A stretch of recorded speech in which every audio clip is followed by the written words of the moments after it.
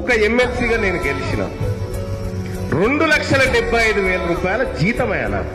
2,75,000 రూపాయల జీతం.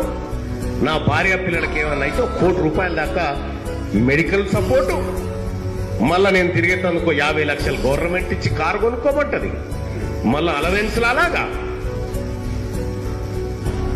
నేను నెల రోజులు ఎమ్మెల్సీగా ఉన్నా జీవితాంతం పెన్షన్. ఆర్టీసీ బస్ ఎక్కితే ఎక్కడన్నా ఫ్రీ. మళ్ళా రైలు ప్రయాణాలు.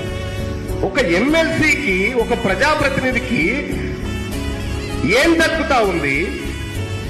జీవితాంతం ఈ వ్యవస్థ కోసం విద్యార్థులను తయారు చేస్తున్నటువంటి అధ్యాపకులకు, కాంట్రాక్ట్ లెక్చరర్లకు, పార్ట్ టైం వాళ్ళకి వాళ్ళ జీవితానికి ఏం దక్కుతా ఉన్నదో సిగ్గుపడాలి కదా మాలాంటి వాళ్ళు. వాళ్ళని చూసిన తర్వాత నేను పదే పదే చెప్తా ఉన్నా కదా, మాకు కాదురా ఉండాల్సిన జీతాలు, మాకు కాదురా ఉండాల్సిన పెన్షన్లు, వీళ్ళకు ఉండాలని చెప్పి చెప్తా.